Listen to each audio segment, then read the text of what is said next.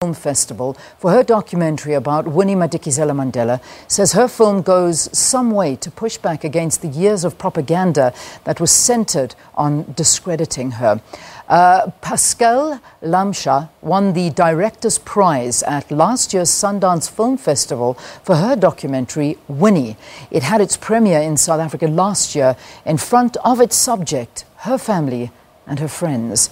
Lamche says her film was welcomed by Winnie herself as a true portrayal of her life.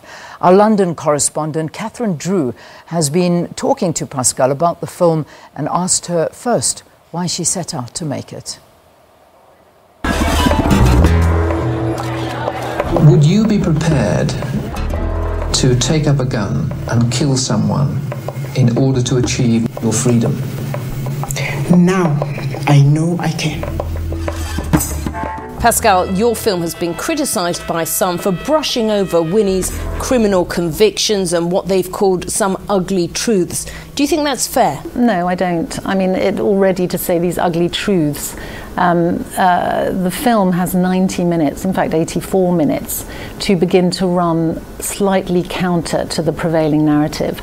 I had and I have the material and would have liked to have made a 6-part series. So for me, the priority was not just to rework, which is what journalists do rather lazily throughout the world, rework the same old stories, but to actually try and look at it on many levels and at a much deeper, from a more political perspective, to analyse her and her relationship with Nelson in the context of the times. So to understand how a major female political figure is taken out of the public sphere, because of course she was undisciplined.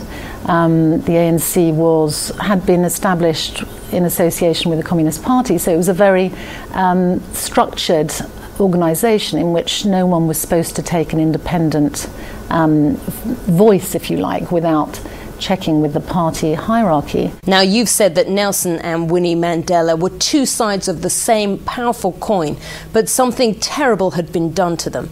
What do you mean by that? In my view, had they been permitted to stay as a couple, even though inevitably he was in jail for 27 years, in that time, she was a much younger woman than him, and he went to jail when she was a very young woman. She had obviously had relationships with other men over that time, but she was so condemned when he came out for being herself in love with a lawyer, with somebody else. There was someone else in her life. But they could have maintained a relationship, they could have carried on and had the relationship that they had, which was a political one. Had they stayed together, I think the combination of his very middle of the road attitude towards what needed to be done and her more socialistically inclined, thinking about education, thinking about housing, thinking about sharing the wealth more effectively rather than a sort of business as usual kind of scenario. That dialogue would have been better for South Africa than what in effect came to pass.